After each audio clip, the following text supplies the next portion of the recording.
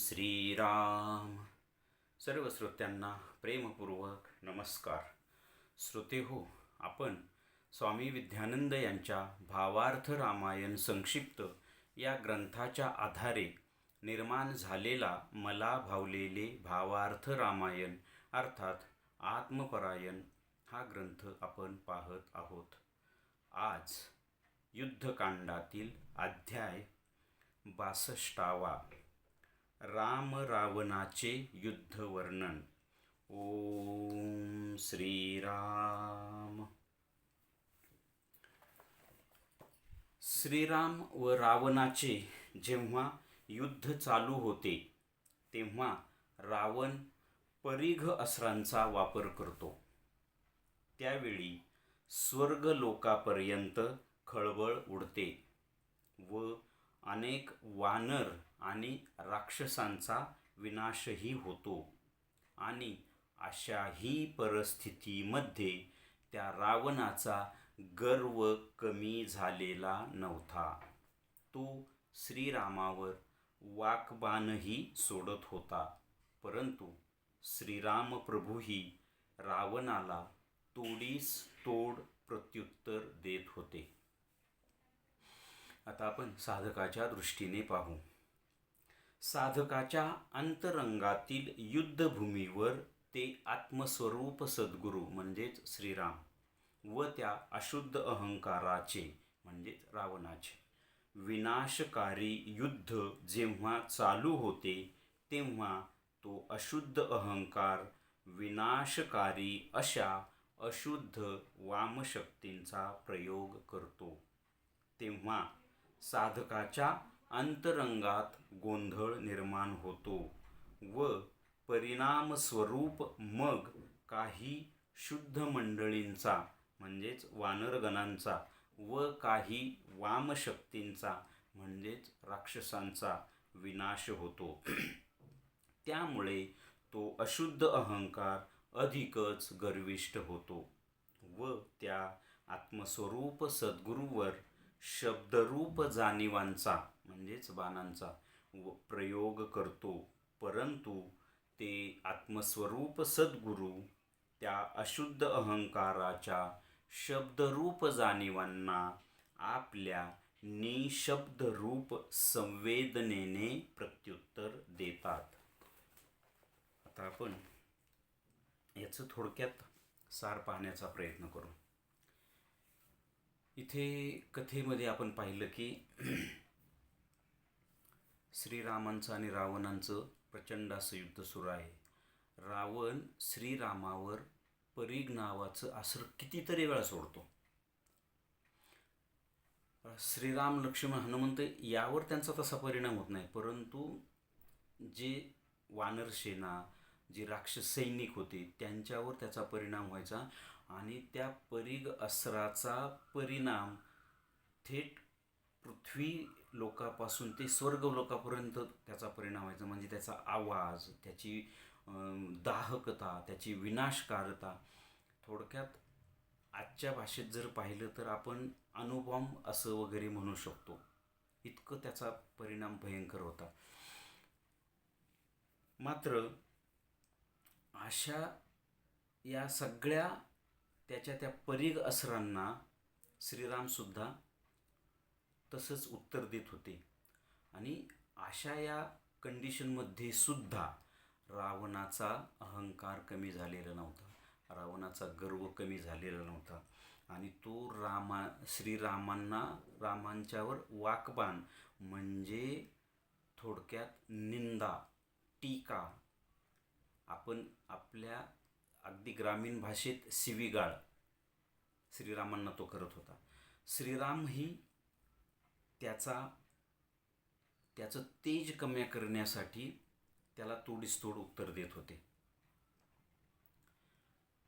मात्र इथे एक महत्त्वाची अशी गोष्ट आहे की जरी रावण श्रीरामांच्या विरोधात ह्या सगळ्या गोष्टी करत होता, परंतु त्यालाही नकळत त्याच्या जीवाकडून श्रीरामांचं अखंड अनुसंधान होत होतं आणि त्यामुळेच रावणाला मृत्यूपश्चात मुक्ती मिळते. देहात असताना विरोधी भक्ती करणाऱ्याला देहात कधीही मुक्ती मिळू शकत नाही. जो खरी सकारात्मक ईश्वराची भक्ती करतो, साधना करतो, त्यालाच याची देही याची डोळा मुक्तीचा सोहळा पाहावयास मिळतो. मात्र विरोधी भक्ताला तो सोहळा या देहात पाहायला मिळत नाही. मात्र मृत्यू पश्चात त्याला सायुज्य मुक्ती मिळू शकते. इथे रावणालाही मिळालेली आहे. आता हेच आपण जर साधकाच्या दृष्टीने अंतरंगातून पाहिलं तर साधकाच्या आत्तापर्यंतच्या साधना प्रवासामध्ये साधकाने खूप चढ उतार पाहिलेले असतात. खूप टप्पे वर चढून गेलेला असतो, खूप पायऱ्या वर चढून गेलेला असतो आणि खूप पायऱ्या खाली अवनत पण होतो. कारण हे अखंड युद्ध चालू असतं. कुठपर्यंत? जोपर्यंत त्याला सायुज्य मुक्ती मिळत नाही किंवा जोपर्यंत त्याला आत्मसाक्षात्कार होत नाही तोपर्यंत हे युद्ध सतत चालू असतं. तो साधनेने प्रवासाने आरोहण करत असतो, म्हणजे वर चढत असतो. आणि हा अशुद्ध अहंकार किंवा ह्या ज्या आपल्याच अंतरंगात असलेल्या वामशक्ती, षडरिपू म्हणजे काम, क्रोध, लोभ, मोह, अविचार, पाप वगैरे वगैरे, हे साधकाला पुन्हा माघारी खेचत असतात आणि हाच प्रवास सतत चालू असतो. परंतु आता इथे साधकाचा हा शेवटचा टप्पा आहे, कारण इथे सगळ्या घटकांचं शुद्धीकरण होत आलेलं आहे. राहिला आहे तो फक्त अशुद्ध अहंकार. आणि आता इथे अशुद्ध अहंकाराचं सुद्धा संपूर्ण शुद्धीकरण होऊन तो अशुद्ध अहंकार वैश्विक स्तरावर जाणार आहे. कथेच्या दृष्टीने रावणाचा मृत्यू होऊन रावणाला मुक्ती मिळणार आहे. परंतु साधकाच्या दृष्टीने साधकाच्या अशुद्ध अहंकाराचं संपूर्ण शुद्धीकरण होऊन तो वैश्विक स्तरावर किंवा मीच ईश्वर आहे या त्याच्या यामध्ये त्याचं रूपांतरण होणार आहे, त्याचं परिवर्तन होणार आहे. तो अशुद्ध न राहता तो शुद्ध होणार आहे. म्हणून आणि अशुद्ध अहंकाराला हे नको असतं. कारण मग त्याचं जे मी सगळं आहे ना, म्हणजे मी देह आहे, सगळे देहातले सगळे घटक माझे आहे, माझी सत्ता, संपत्ती, राज्य. रावणाला हाच अहंकार होता ना. हे हे जाईल, हे राहणार नाही. आणि हे अशुद्ध अहंकाराला नको असतं. म्हणून तू आता हे करो या मरो अशा या अवस्थेतलं हे शेवटचं तो युद्ध करतोय. त्यामुळे तो श्रीरामांच्यावर अशा प्रचंड परिगास्त्रांचं तो वापर करतोय. आणि साधकाच्या दृष्टीने तो अशुद्ध अहंकाराकडे जेवढ्या असतील वामशक्ती किंवा वाईट गोष्टी तेवढ्यांचा वापर करतोय त्या आत्मस्वरूप सद्गुरूंचं विनाश करण्यासाठी. म्हणजे ते याच्यात तिथे त्यांनी काय म्हटलं की तो त्यामुळे होतं असं साधकाच्या अंतरंगामध्ये. ते त्यांनी काय सांगितलं की अशुद्ध अहंकार या वामशक्तींचा वापर करतो, त्याच्यामुळे साधकाच्या अंतरंगामध्ये गोंधळ निर्माण होतो आणि काही चांगल्या शक्तींचा सुद्धा विनाश होतो आणि वाईट शक्तींचा सुद्धा विनाश होतो. आता इथे आपण कथेच्या दृष्टीने विनाश म्हटलोय, परंतु साधकाच्या दृष्टीने आता इथे आपण जर खरोखरी भक्त असू किंवा गुरुप्रणित साधना करत असू, अध्यात्म मार्गाचा बऱ्यापैकी आपण वाटचाल केलेली असेल, प्रवास केलेला असेल आत्म्याकडे, तर आपल्या ही गोष्ट नीट लक्षात येईल. किंवा हा तुमचा अनुभवही असेल, अनुभवच असतो. कसा?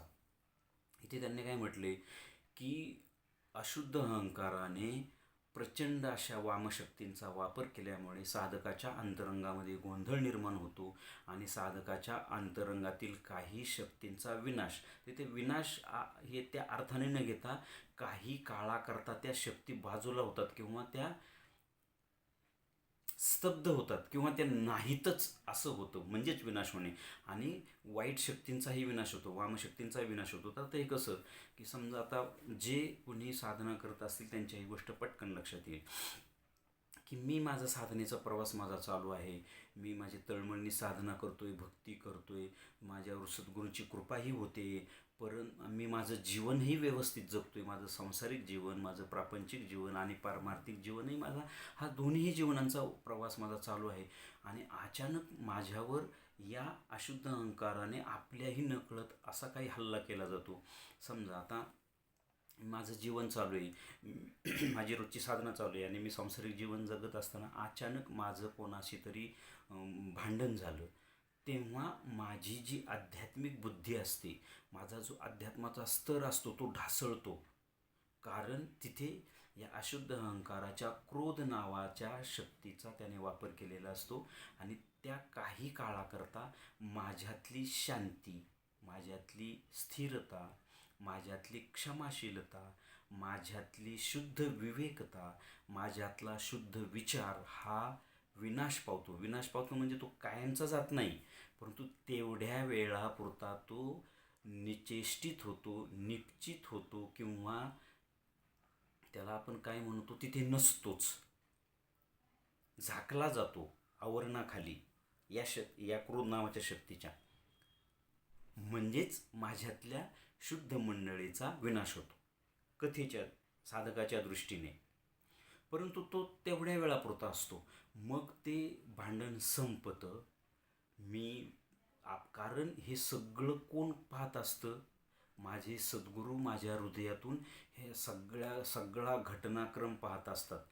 जर साधक अतिशय विशाल आणि उच्च स्तरावर गेला असेल ना, तर तो त्या भांडणाच्या अगोदरच त्याचा विवेक सद्गुरू जागृत करतात आणि तो भांडणापासून अलिप्त राहतो किंवा स्तब्ध राहतो, जे काय होते ते पाहतो.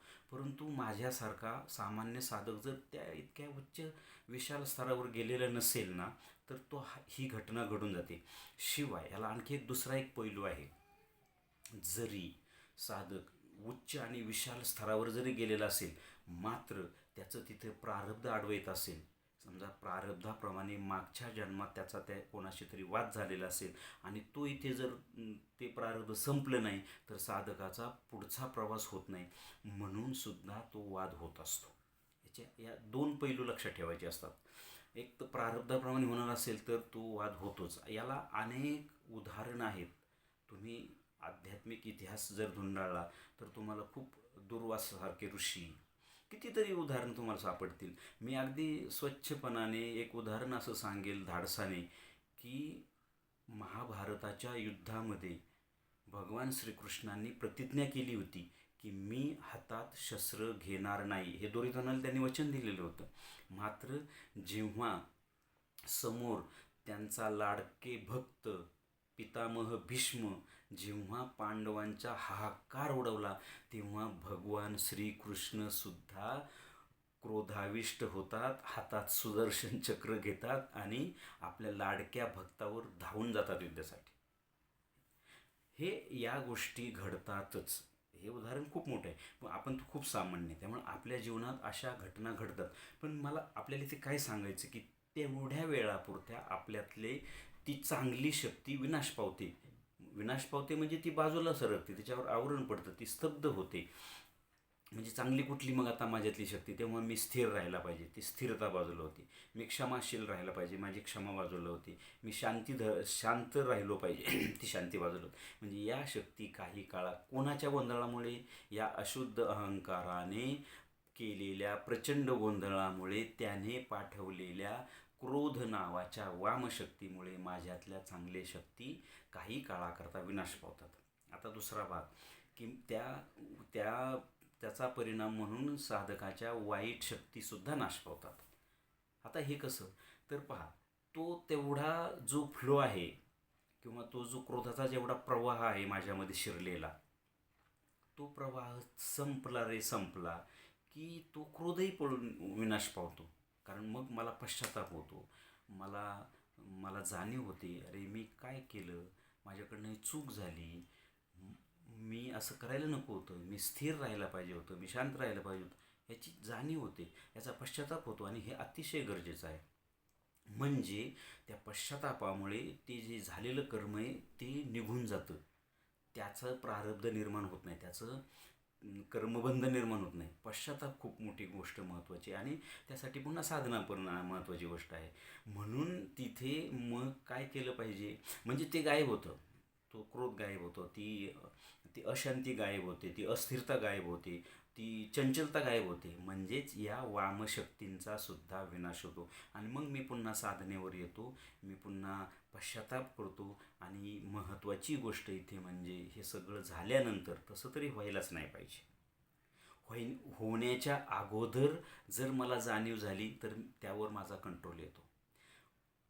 होण्याच्या अगोदर जर जाणीव झाली तर ती सगळं होणारं मी सद्गुरूंना तिथेच लगेच समर्पित करतो किंवा ईश्वराला समर्पण करतो. त्याचा कर्मबंध निर्माण होत नाही.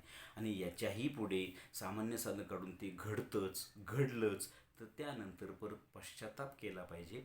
पश्चाताप करून ते सगळीच्या सगळी कर्म ईश्वराला किंवा सद्गुरूंना समर्पित केली पाहिजे. म्हणजे पुढे मग कर्मबंध निर्माण होत नाही.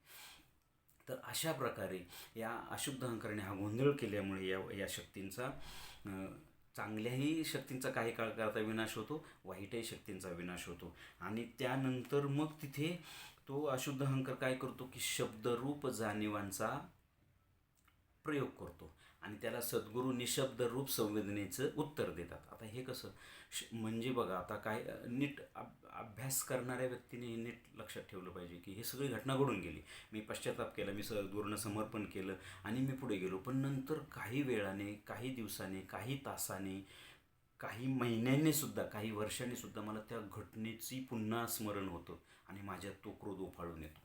तिथं कुणीच नसतं. ज्यावर मी क्रोध रागवलेला असतो ती व्यक्ती नसते, कोणीच नसते, परंतु त्याचं स्मरणाने माझ्या अंतरंगातल्या या शक्ती, या वामशक्ती उफाळून येतात आणि मी अंतरंगातच शब्दांचा प्रयोग करतो, शब्दरूप जाणीवांचा प्रयोग करतो. तो मला तसा बोलला, मी तसं केलं, वगैरे वगैरे. हे ज्याचं त्याने अभ्यासावं. मी अभ्यासलं आहे, मी अनुभव पण घेतलेले आहेत. हे होतं, हे पुन्हा उफाळून येतं. म्हणून तुकाराम महाराज म्हणतात की क्षणोक्षणी आम्हा युद्धाचा प्रसंग, अंतर्बाह्य जग आणि मन. हे मन इतकं विचित्र आहे. ती झालेली घटना वर्षाने, 2 वर्षाने कधीतरी ती समोर आणते आणि कोणीही नसताना माझ्या अंतरंगात क्रोध निर्माण होतो. मी तिथे शब्द वापरतो, ते वैखरुणी नव्हे, आतल्या आत ते विचारांचे शब्द वापरले जातात. मात्र मग अशा वेळेला इथे काय सांगितले की आत्मस्वरूप सद्गुरू निशब्द संवेदनेने प्रत्युत्तर देतात. तिथे आपले सद्गुरू आपल्या हृदयात हजर असतात आणि मग सद्गुरू निशब्द संवेदना पाठवून आपल्याला शांत करतात. म्हणजे ते युद्ध अंतरंगातलं सद्गुरू थांबवतात. म्हणजेच आंतरबाह्य युद्ध, जग आणि मन. आंतर जगात पण युद्ध असतं, बाह्य जगात पण युद्ध असतं आणि हे दोन्ही युद्ध सतत चालू असतात. यालाच सतत सामोरं जावं लागतं. तसं पाहिलं तर हे जर युद्ध नसेल तर साधना करायला लागलेला मनुष्य अतिशय वेगाने शिवप्राप्ती करून घेईल. परंतु हे अशुद्ध अहंकार, त्याच्या वामशक्ती आपल्याला सतत रोखत असतात आणि आपण म्हणून जरी आपण त्या प्रसंगाने अवनत झालो असलो तरी पुन्हा उठायचं आणि आपल्या साधनेला लागायचं. याच्याशिवाय दुसरा मार्ग आपल्याजवळ नाही.